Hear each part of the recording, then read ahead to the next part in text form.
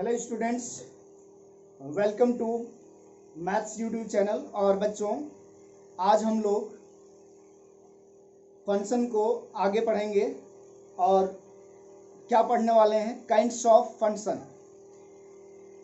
अभी तक जितना भी लेक्चर हुआ फंक्शन का वो एक्चुअली 11th क्लास का सिलेबस का था, बट सभी लेक्चर्स इम्पॉर्टेंट थे 12th में जो फंक्शन पढ़ना है उसके लिए। ठीक है, खास करके बच्चों डोमेन और रेंज फाइंड आउट करना आप लोगों को अच्छे तरह से आना चाहिए। ठीक है, डोमेन कैसे फाइंड करते हैं, रेंज कैसे फाइंड करते हैं, ये जानना आपके लिए बहुत ही जरूरी था। ठीक है, क्योंकि उसका यूज आगे के लेक्चर में होने वाला है। तो बच्चों, आज हम लोग पढ़ाएंगे काइंड्स ऑफ फंक्शन। ठीक है, ये 12th क्लास के सिलेबस में, अगर 12th क्लास का आप बुक ओपन करोगे एनसीईआरटी, चाहे आर डी शर्मा या केसी सिन्हा वगैरह, तो आप देखोगे फंक्शन में जो पढ़ना है उसमें फर्स्ट जो एक्सरसाइज होगा, फंक्शन का जो फर्स्ट एक्सरसाइज होगा उसमें जो क्वेश्चन है वो सभी काइंड्स ऑफ फंक्शन से रिलेटेड है। ठीक है, तो काइंड्स ऑफ फंक्शन मतलब इसके पहले तो हम लोग बहुत सारे टाइप्स ऑफ फंक्शन पढ़ा था जो बेसिक थे, लेकिन अब काइंड्स ऑफ फंक्शन पढ़ना है। मतलब ये भी एक तरह से टाइप्स ऑफ फंक्शन है और वो इस तरह से है वन फंक्शन। इसको अपन इंजेक्टिव फंक्शन भी बोलते हैं, many one function, onto function का एक और नाम है सरजेक्टिव फंक्शन, इनटू फंक्शन और बाइजेक्टिव फंक्शन। बच्चों, ये जो क्लासिफिकेशन ऑफ फंक्शन जो हुआ है ना, ये किसके बेसिस पे हुआ है? मैपिंग के बेसिस पे, एरोडायग्राम के बेसिस पे, या तो अपन बोल सकते हैं डोमेन और रेंज के बेसिस पे। ठीक है, पहले जो टाइप्स ऑफ फंक्शन थे वो बेसिक था कि बेसिक फंक्शन थे जो एग्जिस्ट करता है, लेकिन अभी जो अब ये टाइप्स ऑफ फंक्शन, जो काइंड्स ऑफ फंक्शन आया है, ये किसके बेसिस पे डिवाइडेड किया गया है? On the basis of domain और रेंज और एरोडायग्राम। ठीक है, तो बच्चों मैं यहां पर एरोडायग्राम ड्रॉ करता हूं। ठीक है, फंक्शन का, जैसे एक एरोडायग्राम ड्रॉ किया मैंने, ये एक फंक्शन कंसीडर किया A B, A to B, एक फंक्शन एफ कंसीडर किया, a1 a2 a3 a4, b1 b2 b3 b4 b5। Okay my dear students, ये चीज आप देख रहे हो। अब देखो क्या होगा, a1 का आउटपुट b1 है, a2 का आउटपुट b2, a3 का b3, a4 का b4। ठीक है, आप ध्यान से देखना एरोडायग्राम, मैं डिफरेंट टाइप का एरोडायग्राम ड्रॉ कर रहा हूं और ये डिफरेंट टाइप के फंक्शन हो जाएंगे। देखो ये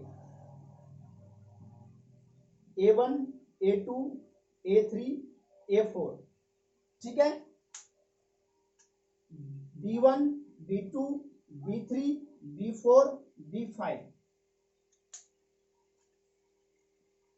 a1 का आउटपुट b1, a2 का आउटपुट मान लिया b1 ही है, a3 का b2 और a4 का b2, ये मान लिया हमने।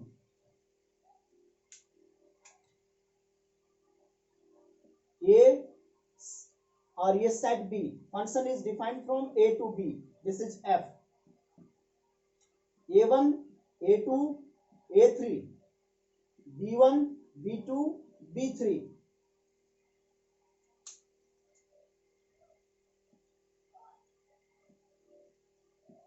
ठीक है बच्चों, ये first arrow diagram, this is second arrow diagram, this is third arrow diagram, and now fourth is, this is set A and this is set B, F, A1 A2 A3 A4, B1 B2।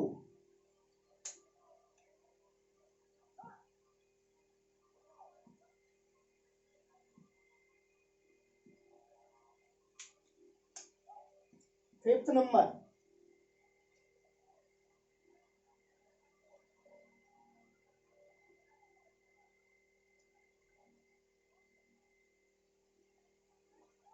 this is set A and this is set B, function from A to B, F, A1 A2 A3 B1 B2 B3।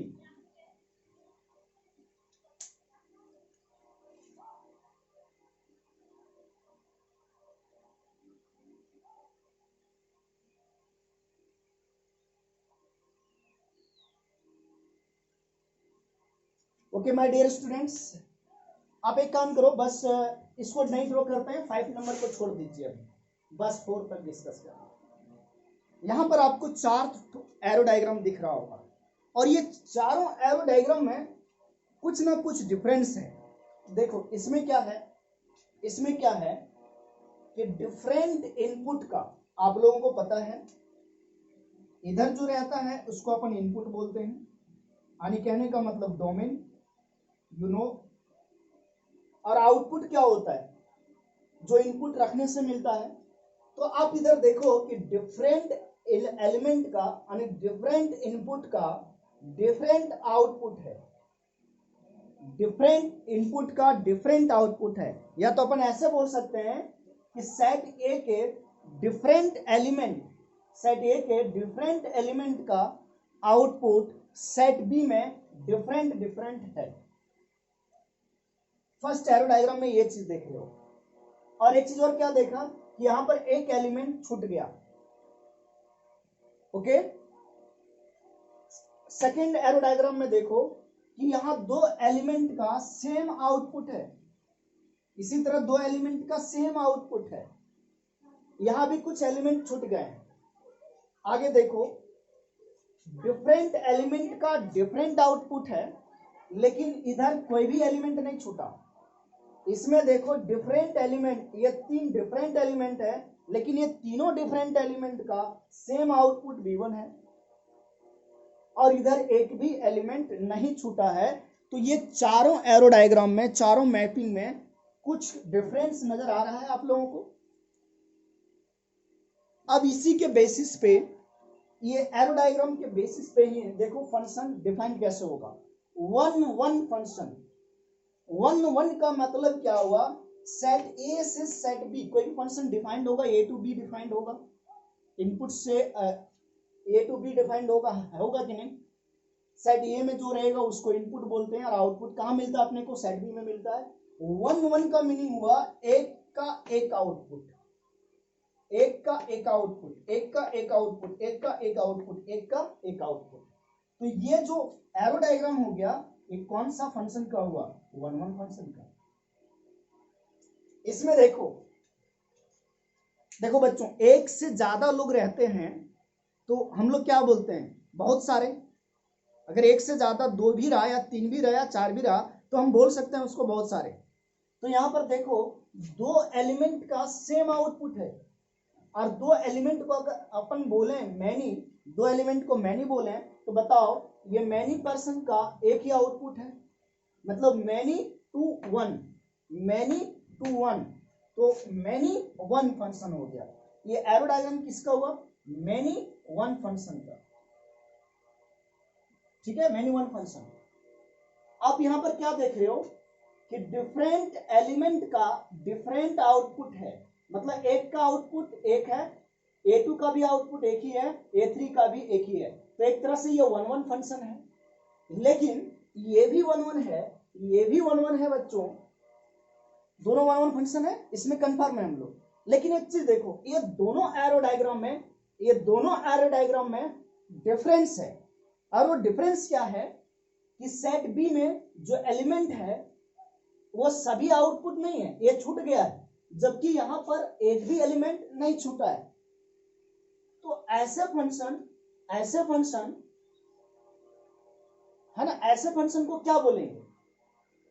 तो तुम यहां पर एक चीज देखो, यहां पर एक चीज देखो कि यहां पर ये जो फंक्शन है इसमें कोडोमेन क्या होगा, B1 B2 B3 B4 B5 होगा कोडोमेन पूरा। और रेंज क्या आएगा, range B1 B2 B3 B4। अगर इस फंक्शन का हम रेंज लिखें, यहाँ रेंज लिखा जाए इस फंक्शन का, तो आप रेंज क्या बोलोगे sir, B1 B2 B3 B4 बोलोगे कि नहीं रेंज। इसका रेंज देखो B1 B2 B3 B4 है, जबकि कोडोमेन क्या है, सेट बी है। तो यहां रेंज जो है ना वो कोडोमेन के इक्वल नहीं है। लेकिन इस केस में देखो बच्चों कि यहाँ पर ए फंक्शन तो 1 1 हुआ ही, लेकिन यहाँ पर अगर रेंज की बात करें तो रेंज b1 b2 b3 हो गया, और ये किसके इक्वल है? कोडोमेन के इक्वल है। तो ये दोनों फंक्शन में डिफरेंस क्या है कि यहाँ पर रेंज कोडोमेन के बराबर नहीं है और यहाँ रेंज कोडोमेन के बराबर है। या तो हम अपन ऐसे बोल सकते हैं कि यहाँ पर सेट बी में जो एलिमेंट है, सेट बी में जो एलिमेंट है सारे एलिमेंट का प्री इमेज नहीं है, इस एलिमेंट का प्री इमेज नहीं है, जबकि यहाँ जितना भी एलिमेंट है सभी का प्री इमेज सेट ए में है। तो बच्चों अगर कोई भी फंक्शन में सेट बी का अगर कोई function A to B defined है, अगर कोई function A to B defined है तो सेट बी में जितना भी एलिमेंट है अगर उसका सभी लोगों का प्री इमेज सेट ए में है तो वैसे फंक्शन को अपन बोलते हैं बच्चों ऑन टू फंक्शन। क्या बोला जाता है? Onto function. तो ये जो फंक्शन है वो 1 1 भी है और ऑन टू फंक्शन भी है बच्चों। और ऐसा फंक्शन जो 1 1 प्लस ऑन टू दोनों रहे, 1 1 प्लस ऑन टू दोनों रहे, उसको बच्चों एक और फंक्शन के नाम से जानते हैं, और वो क्या होता है बच्चों? उसका नाम क्या होता है? बाइजेक्टिव फंक्शन, जो लिखा है यहाँ बाइजेक्टिव फंक्शन। अब इस एरो डायग्राम में ये तो क्लियर पता चल रहा है कि यहाँ बहुत सारे लोगों का आउटपुट B1 है, इसका मतलब मेनी 1 हो गया। और यहाँ एक चीज और दिख रहा है कि रेंज जो है यहाँ पर कोडोमेन के इक्वल है, और रेंज कोडोमेन के इक्वल है, तो इसका मतलब क्या हो गया? ऑन टू भी हो गया। ओके माय डियर स्टूडेंट्स, ये चीज आप लोगों ने एरो डायग्राम से देखा, समझा कि 1 1 फंक्शन क्या होता है, मेनी 1 फंक्शन क्या होता है, ऑन टू फंक्शन क्या होता है, इनटू फंक्शन क्या होता है, बाइजेक्टिव फंक्शन क्या होता है। ओके माय डियर स्टूडेंट्स, ये आप लोगों ने एरो डायग्राम से समझ लिया। तो चलिए अब हम लोग क्या करते हैं, इसको एक एक करके डिस्कस करना स्टार्ट करते हैं विद एग्जांपल। सबसे पहले आप लोग इसको कॉपी कर लो, सबसे पहले क्या करो, इसको कॉपी कर लो, ताकि बच्चों क्या समझ में आएगा, क्या दिक्कत होगा कि आप एक पेज में इसको कॉपी करो, एक ही पेज में। अगर एक पेज में कॉपी करोगे तो इन शॉर्ट इन 5 मिनट्स में पूरा काइंड्स ऑफ फंक्शन रिवीजन हो जाएगा, आपका पूरा काइंड्स ऑफ फंक्शन रिवीजन हो जाएगा। ओके, यहां पर आप देख रहे हो कि जब रेंज कोडोमेन के इक्वल होता है तो वैसे फंक्शन को ऑन टू फंक्शन बोलते हैं, और जब रेंज कोडोमेन के इक्वल नहीं होता है वैसे फंक्शन को इनटू फंक्शन बोलते हैं। बच्चों एक तरह से ये भी इनटू फंक्शन है। कैसा फंक्शन है? Into function. यानी यहां से तुम एक चीज ऑब्जर्व कर सकते हो, एक चीज देख सकते हो, और वो क्या चीज देख सकते हो बच्चों कि 1 1 और मेनी 1, कोई भी फंक्शन 1 1 और मेनी 1 एक साथ नहीं होगा। कोई भी फंक्शन 1 1 और मेनी 1 एक साथ नहीं होगा। यानी कहने का मतलब हुआ अगर कोई फंक्शन 1 1 है तो वो मेनी 1 नहीं होगा, और अगर कोई फंक्शन ऑन टू है तो वो इनटू नहीं होगा, और अगर इनटू है तो वो फंक्शन ऑन टू नहीं होगा। ओके माय डियर स्टूडेंट्स, यानी कहने का मतलब ये दोनों एक दूसरे का उल्टा है। इसी तरह 1 2 और इनटू एक दोनों का उल्टा है। हाँ, अगर फंक्शन 1 1 है तो वो ऑन टू हो सकता है, और 1 1 है तो इनटू भी हो सकता है। जैसे 1 1 है और ये इनटू भी है, जैसे ये 1 1 है और ऑन टू भी है। इसी तरह से मेनी 1 जो फंक्शन है वो ऑन टू भी हो सकता है और इनटू भी हो सकता है। जो मेनी 1 फंक्शन है वो इनटू भी है, और जो मेनी 1 फंक्शन है वो ऑन टू भी है। लेकिन कोई भी फंक्शन अगर 1 1 है तो वो मेनी 1 नहीं हो सकता है, और मेनी 1 है तो 1 1 नहीं हो सकता है। अगर कोई फंक्शन ऑन टू है तो वो इनटू नहीं होगा, और अगर इनटू है तो वो ऑन टू नहीं होगा। तो आप लोग इस बात को ध्यान में रखना, मेरी बात को आराम से सुनना और समझना। अगर लगता है कि आप भूल जाओगे तो मैं जो बोल रहा हूँ उसको आप नोट कर लिया करो, ठीक है? नोट कर लिया करो। चलो बच्चों अब डिस्कस करता हूँ सबसे पहले 1 1 फंक्शन। आज हम लोग केवल 1 1 फंक्शन के बारे में डिस्कस करेंगे इन डिटेल, पूरे डिटेल में केवल 1 1 फंक्शन के बारे में डिस्कस करेंगे बच्चों, ठीक है? चलिए,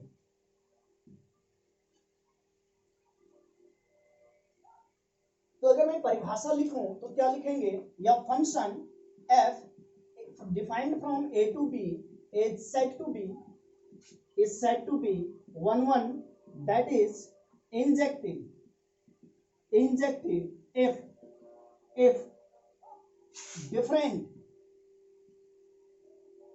element of set A has different image in set B, different image in set B। कहने का मतलब बच्चों this is set A and ये सेट बी है। Function defined from A to B, a1 a2 a3 b1 b2 b3 b4। Okay, this is arrow diagram. Different input का different output है। अगर बच्चों हम मैथमेटिकली इसको डिफाइन करें one one function को, तो कैसा डेफिनेशन होगा। और यही तो इंपॉर्टेंट है क्वेश्चन सॉल्व करने में, कि अगर वन वन चेक करना है आपको कि फंक्शन वन वन में है या नहीं है, तो आप मैथमेटिकल अप्रोच का यूज करोगे। किसका यूज करोगे? मैथमेटिकल अप्रोच का। बच्चों f A to B is one one function if, कब होगा one one function? If f a is equal to f b, या तो f x is equal to f y. This implies that x equal to y for all x y belongs to set A. इस definition का हम use करेंगे और question solve करने के लिए हम लोग इसी का यूज करेंगे कि कोई function A to B defined है, अगर हम आउटपुट को इक्वल ले लेते हैं, मतलब एफ एक्स बराबर एफ वाई ले लेते हैं, और क्या आ जाता है, इसको सिंप्लीफाई करने के बाद एक्स इक्वल टू वाई आ जाता है, तो हम फंक्शन एफ को बोल देंगे क्या चीज? वन वन फंक्शन बोलेंगे। कहोगे कैसे सर? सुनो बच्चों, ये ध्यान दो, ये क्या चीज है? ये b1 क्या है? This is f a one, और ये b2 क्या है? एफ ए टू। अगर मैं बोलूं आपसे कि एफ ए वन बराबर एफ ए टू हो गया, मतलब b1 बराबर b2, मतलब दोनों ये एक ही हो जाएगा, ये दोनों एक ही हो जाएगा। अगर ये दोनों एक ही होगा तो वन वन होने के लिए इनको भी एक ही होना पड़ेगा, तभी ना वन टू वन होगा। अगर मैं एफ ए वन बराबर एफ ए टू बोल देता हूं, मतलब ये दोनों सेम हो गया। और अगर दोनों सेम हो गया, अगर मैं इधर डिफरेंट ही रखूं, तो ये मैनी टू वन हो जाएगा, ये मैनी टू वन हो जाएगा। तो वन वन बनाने के लिए इसको भी इक्वल होना पड़ेगा। इसका मतलब ए वन बराबर भी क्या होना पड़ेगा? ए टू होना पड़ेगा, अगर वन वन होना है तो। इसको अपन दूसरे लैंग्वेज में भी लिख सकते हैं। क्या लिख सकते हैं दूसरे लैंग्वेज में? F x y is not equal to f y, this implies that x is not equal to y, x y belongs to set A. लेकिन क्वेश्चन सॉल्व करने में अपन इसी का यूज करेंगे। यानी बच्चों, अगर आपको कभी चेक करना है कि कोई गिवन फंक्शन वन वन है या नहीं है, ठीक है, कोई गिवन फंक्शन वन वन है या नहीं है, तो क्या करना चाहिए? देखो स्टेप्स क्या होगा, ध्यान से देखना बच्चों। Steps to check one one. बहुत सारे तरीके होते हैं वन वन फंक्शन चेक करने का, ठीक है बच्चों। केस नंबर फर्स्ट, कि अगर डोमेन जो फंक्शन का है, अगर फंक्शन का डोमेन ऑल रियल नंबर है, तो आप इस मेथड का यूज करोगे फंक्शन को वन वन चेक करने के लिए। देखो हमेशा सही होगा। अगर डोमेन ऑल रियल नंबर है, तो वन वन चेक करने का सबसे बढ़िया तरीका क्या है? पहला काम लेट कर लो एफ एक्स बराबर एफ वाई, और क्या करो? एफ एक्स बराबर एफ वाई लेट करो, ठीक है। Simplify f x equal to f y and get x equal to y, और x इक्वल टू वाई आ गया तो प्रूव हो गया। And get x equal to y, and ऐसे लिख दूं simplified and if x equal to y then 1 1 हो जाएगा, और अगर and if x is not equal to y then many 1 हो जाएगा, देन फंक्शन क्या हो जाएगा, मेनी 1। यानी ये रूल का अप्लाई कब करना है, इस मेथड का अप्लाई कब करना है, 1 1 चेक करने के लिए, जब डोमेन फंक्शन का ये जो है फंक्शन का वो क्या रहे, रियल नंबर रहे, या तो सेट ऑफ रियल नंबर है, रियल नंबर या तो subset of real number, real number या तो डोमेन क्या रहे, r minus some values of x, some values of x। तो 1 1 चेक करना है तो इस तरीके का यूज करोगे। जैसे मैं एक एग्जांपल लेता हूं बच्चों, देखो मैं एक एग्जांपल ले रहा हूं आपके सामने।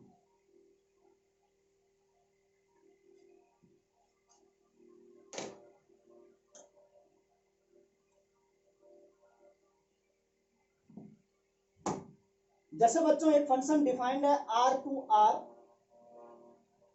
सच दैट fx बराबर एक्स क्यू प्लस 2 है ना, check is it 1 1 function, check करो कि ये 1 1 फंक्शन है या नहीं है।